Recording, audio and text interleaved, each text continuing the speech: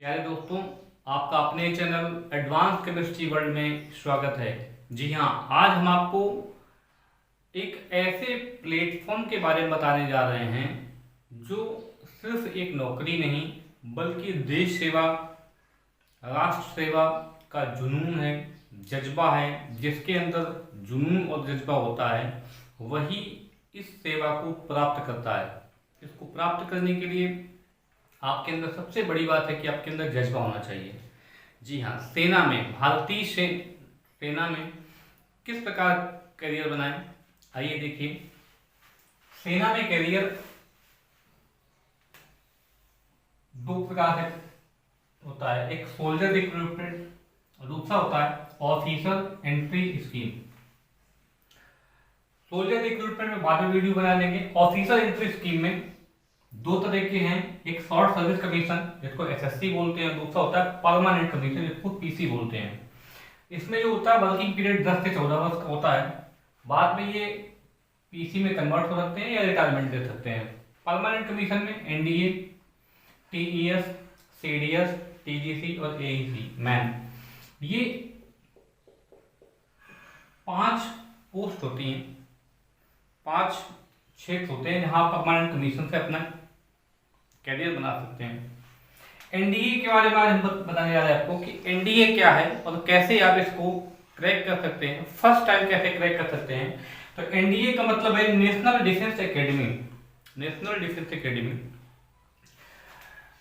UPSC को conduct करता है, यूपीएससी एग्जाम को करवाता है और ये परीक्षा वर्ष में 2 बार आयोजित की जाती है। कितनी बार आयोजित की जाती है? 2 बार आयोजित की जाती है।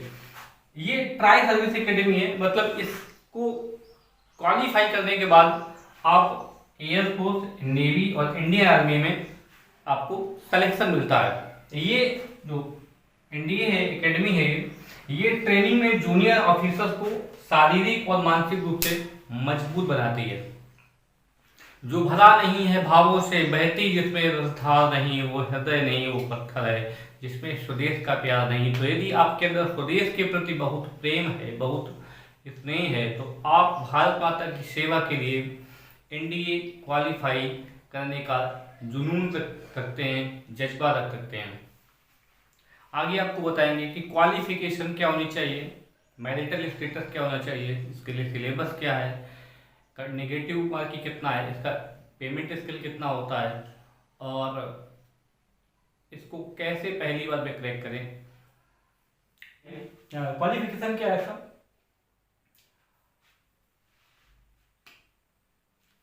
जो एनडीए के लिए क्वालिफिकेशन है वो 12th पास है, PCM subject physics, chemistry, math होना चाहिए और मिनिमम परसेंटेज आपका 60% होना चाहिए। मतलब आपके जो 12th में सब्जेक्ट होनी चाहिए, मेन सब्जेक्ट वो फिजिक्स, केमिस्ट्री, मैथ होने चाहिए और मिनिमम परसेंटेज जो होना चाहिए वो कितना होना है? 60% होना चाहिए। अपीयरिंग स्टूडेंट भी इसमें फॉर्म डाल सकते हैं, अप्लाई कर सकते हैं। Appearing students can be applied, मतलब अपीयरिंग स्टूडेंट भी इसमें अप्लाई कर सकते हैं। पास होने के बाद उनका आगे टेस्ट, आगे प्रोसीजर बढ़ेगा।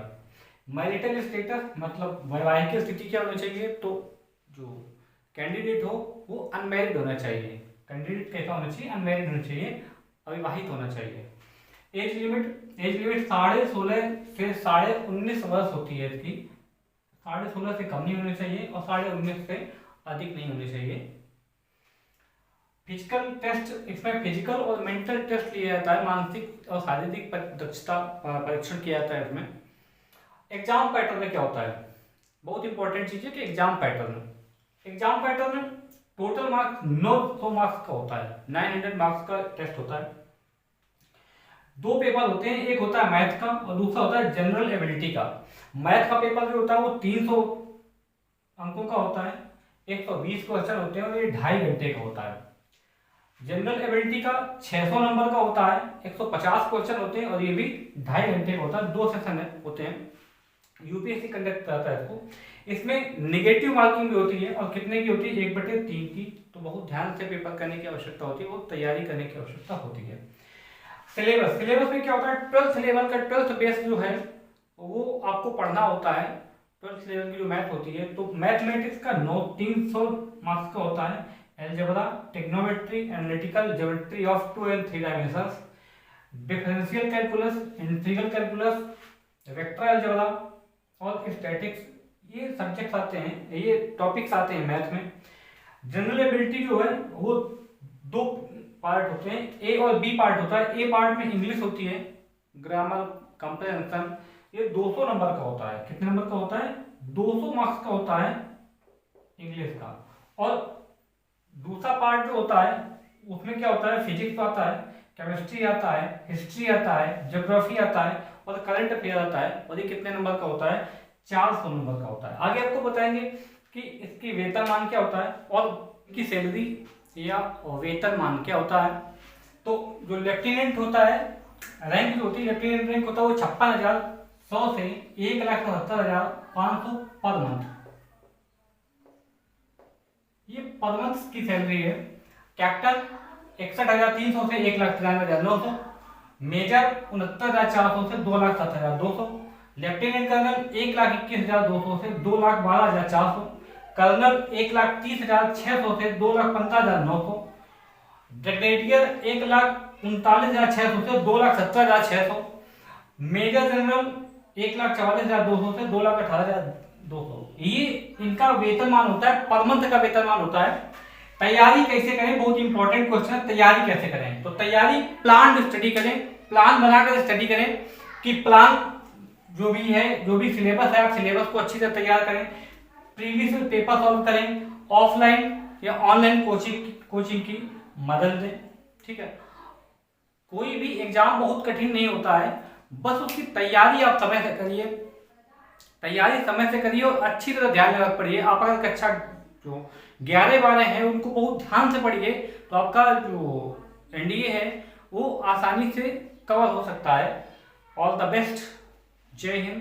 आपका सिलेक्शन होगा। जो भरा नहीं है भावों से बहती, जिसमें रसधार नहीं, जो वह हृदय नहीं, वो पत्थर है, जिसमें स्वदेश का प्यार नहीं, तो स्वदेश के प्रति जुनून ही आपको ये नौकरी दिलाएगा। धन्यवाद। जय हिंद।